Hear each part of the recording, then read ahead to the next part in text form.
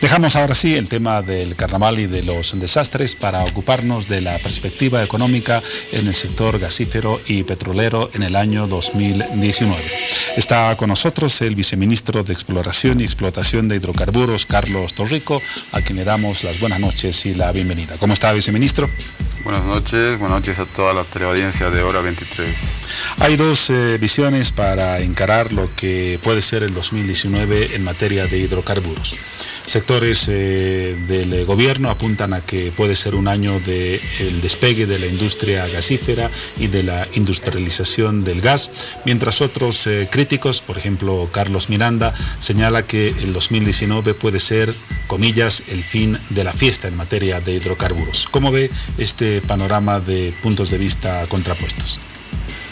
Bueno, es entendible, ¿no? Porque primero que nada hay gasólogos, pseudoexpertos o expertos en la industria que tratan de desvirtuar cualquier resultado que podamos alcanzar como gobierno en el tema de hidrocarburos, especialmente porque es un pilar fundamental de la economía nacional.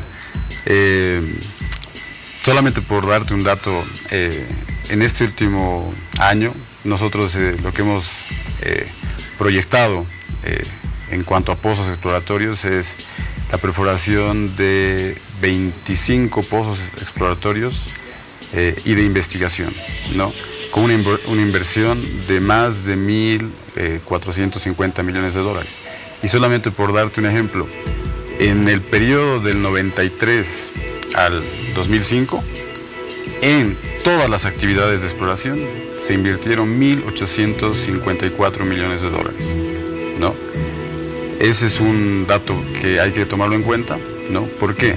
Porque cualquier ciclo exploratorio que toma su tiempo en función a las fases que se tiene y a la complejidad, obviamente da resultados y frutos después de 4 años, 3 años, dependiendo la magnitud de la exploración y de los pozos que se perforen. Entonces, ya el presidente a principios de año ha estado inspeccionando 2 pozos, Chaco Oeste X1, ¿no? En el área Chaco Sur, y el pozo Boyuy X2, ¿no? Y dadas las características de este último pozo, estamos seguros de que hasta abril, que se tiene proyectado concluir las pruebas, se van a tener muy buenos resultados. No nos olvidemos que ya se ha tenido hallazgo de gas y solamente falta determinar el potencial del pozo, ¿no? Vamos a hablar en detalle de Boyuy X2, que es una esperanza que posiblemente tenga resultados en abril, como usted lo mencionaba.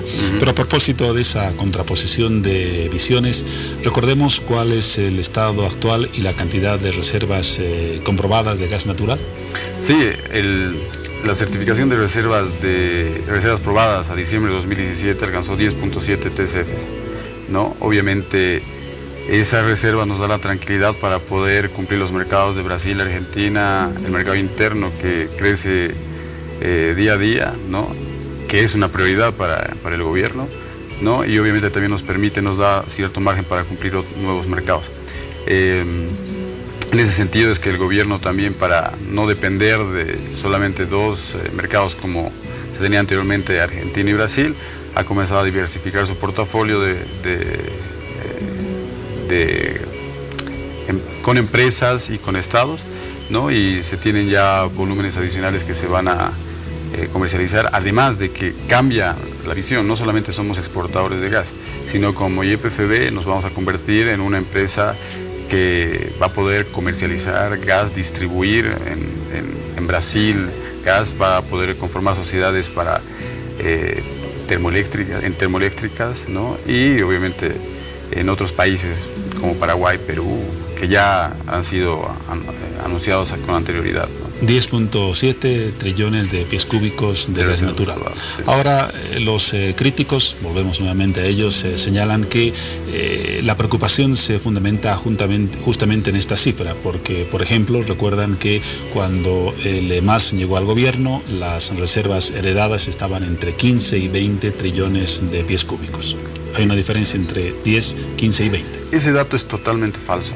O sea, para los que estamos en la industria y tenemos conocimiento del tema de cómo se cuantifican las reservas, No hablo de certificación, porque la certificación la realizan las empresas especializadas, empresas internacionales especializadas que tienen un equipo multidisciplinario de expertos, ¿no?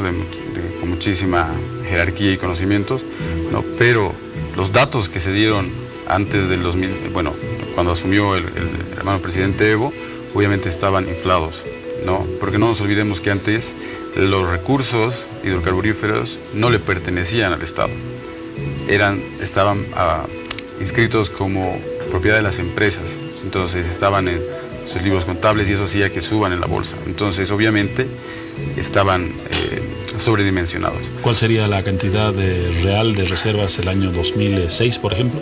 Se hizo una cuantificación de los volúmenes que se tenían a esa fecha y estaban oscilando por los 9 TCFs, ¿no?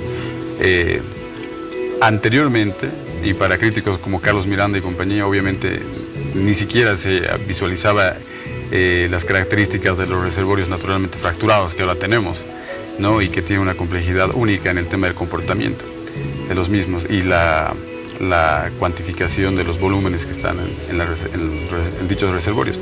Entonces hubo una nueva metodología de estimación, de cuantificación de reservas, ¿no? Y considerando esa nueva metodología, nosotros podemos decir, y por eso se ha anunciado en muchas oportunidades, que a nosotros nos dejaron con aproximadamente 9 TCFs, ¿no? Ahora, ¿cuán optimistas podemos ser sobre el futuro del mercado gasífero y de nuestro potencial en este recurso cuando Argentina está convirtiéndose en exportadora de gas, cuando Brasil ha mejorado el hallazgo de reservas y también es un exportador en parte importante? Están por vencerse, aunque en plazos distintos, los contratos con ambos países. ¿Debemos ser optimistas o debemos tener algo de preocupación sobre la renovación de esos contratos?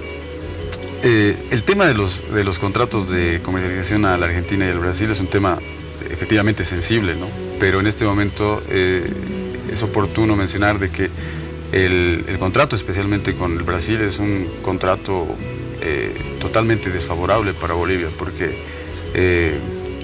establece sanciones a YPFB por incumplimientos, pero no así por el tema de que Petrobras nomine menos gas del que tiene que nominar por contrato. En estos momentos las autoridades, en este caso el ministro de Hidrocarburos, presidente de YPFB, como autoridades están encabezando la negociación de mejores términos y condiciones en cuanto a volumen y precios para el país.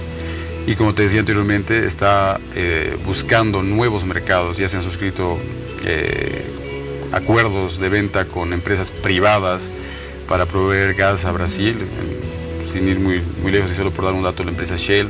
Existen otras empresas interesadas para poder participar conjuntamente en YPFB. Y hay un tema que la población tiene que también mencionar, y sería bueno que los gasólogos también opinen al respecto, ¿no? Porque solamente opinan de nuestro gas. Si encontramos algo es poco, si no encontramos nada hemos hecho malas cosas. Seguramente si encontramos un megacampo estaba ahí y no se hizo nada tampoco para encontrarlo. Pero el tema de Vaca Muerta va más allá. O sea, mucha gente dice que Vaca Muerta ya ha arreglado el futuro de los argentinos. Sería interesante que se pongan a ver el tema de los subsidios y cómo afecta, ¿no? Los campos se cierran por el tema, muchos campos se cierran porque no tienen mercado. Y el costo de producción del gas de Vaca Muerta es altísimo en comparación al precio del gas que nosotros tenemos en nuestros campos. El precio de gas, por citarte algunos campos acá en Bolivia, por Margarita en Cahuasi, están rondando los 1.3, 1.5 dólares, ¿no? Por BOE, mientras que allá están pasando los 4.5 dólares. Es por eso que el gobierno argentino estableció un plan gas, se llama, ¿no? Con fecha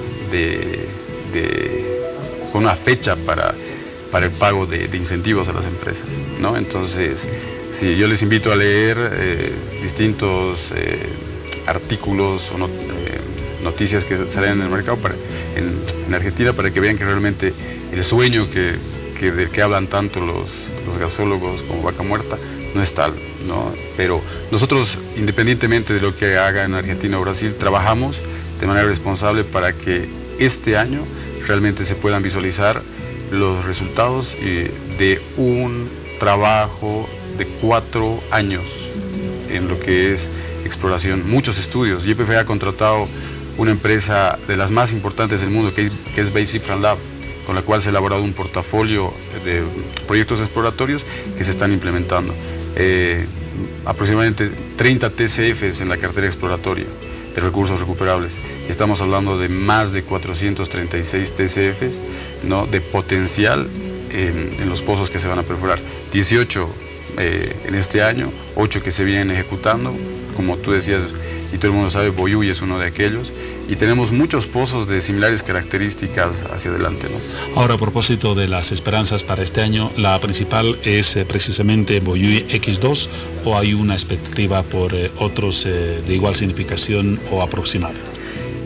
Pozos de similares características por la profundidad, en este momento estamos proyectando, ¿no? Porque dado el éxito geológico que se ha alcanzado con Boyuy, tenemos perspectivas de que se pueda readecuar algunos pozos que ya se tenían en el portafolio exploratorio, específicamente en el área Iñiguazu, ¿no?, que es área contigua al área Caipipendi, ¿no?, para justamente corroborar el hallazgo que se ha tenido en Boyuy. Pero pozos de relevancia que puedan aportar volúmenes importantes, Ñancahuazú X1, ¿no?, que inicia mañana la perforación, las operaciones de perforación per se. Tenemos el pozo Boicobo Sur X1, ¿no?, tenemos el pozo Margarita Profundo, solamente por citarte algunos. Después tenemos otros como Domo Oso X1, en el área San Telmo Norte, en Astillero Domo Tarija X2, pero hay pozos muy importantes, ¿no? Aunque todavía quizás sea necesario algo más de los meses de este año para determinar si esos pozos tienen características de explotación comercial.